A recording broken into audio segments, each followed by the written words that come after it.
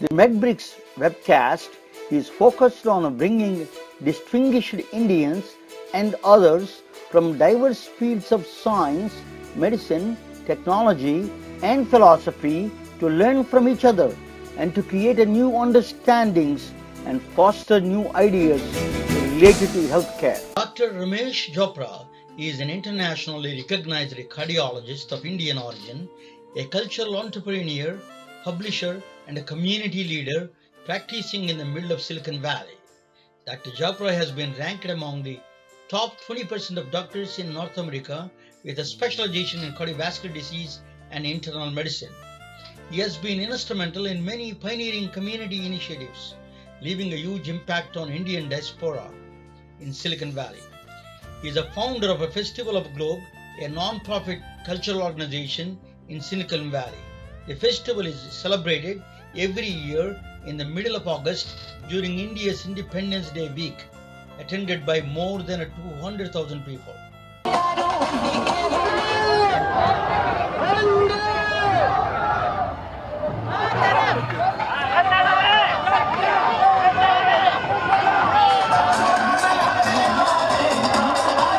My name is Laura Turner Seidel, and I'm here to help celebrate India Independence Day, and we are having a wonderful day dancing, singing, celebrating, and Dr. Chopra is amazing what he's done here. And Welcome, Dr. Chopra. You're a charismatic leader in Silicon Valley, and we want to know your views on the racial tensions, what's going on in this country at this time. Just before I go into the healthcare system, I like your views as a community leader in this country. You know, what is your thoughts on it? Yeah, absolutely, Ramna. You know, I know as a cardiologist, we deal with all kinds of communities. From everyone out there, and we treat everybody the same way. Doesn't matter where they come from. Unfortunately, in this country, there's been a history, and the country was built like that. You know, and our friends, our brothers and sisters, African Americans came as blacks, as slaves. The slavery got ended. A lot of civil rights got acquired, with the help of people like great stalwarts Martin Luther King and many other sacrifices. But things have not improved. And anytime an accident, an incident like George Floyd happens, there's a racial tension all the time because unfortunately the equal rights or the justice, equal justice has not been able to be given everybody, and good for the humanity. Yeah, but have you yourself faced any discrimination when you are here as a physician or any other situations? Have you ever faced a discrimination in your life? Oh, absolutely. We came 40 years ago into this country. We were getting discriminated by some of these white supremacists. They thought, they knew a lot more than us, and they were treating us like second and third class citizens, even as physicians.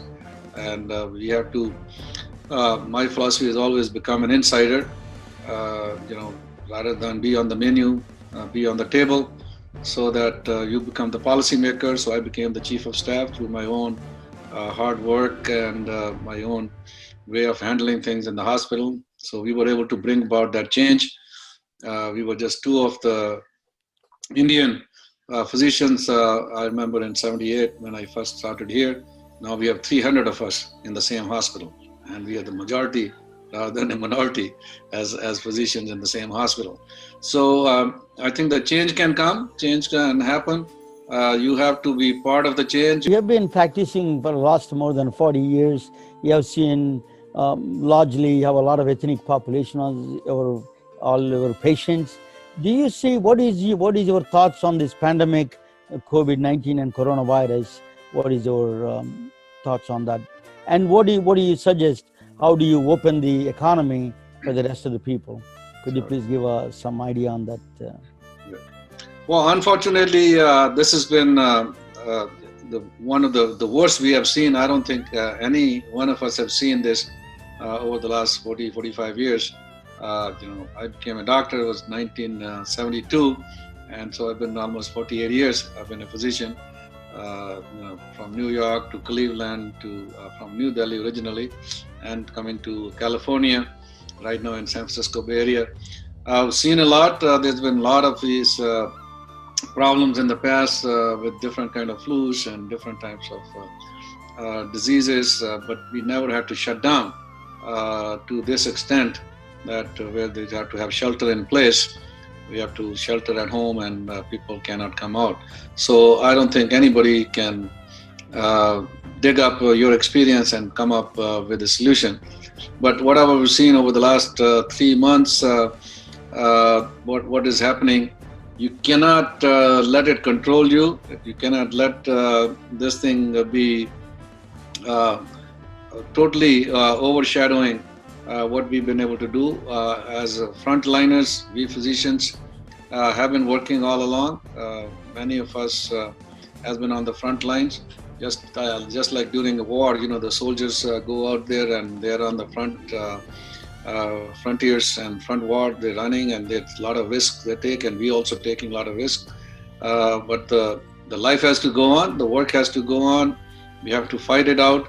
And we have been able to fight it out, majority of it. It's never going to completely go away over the next few months, but things have slowed down. We are on the other side of the curve. Things should start opening up very cautiously, gradually. As you're saying that another epidemic is really affecting minorities, particularly Indians, the diabetes and cardiovascular diseases.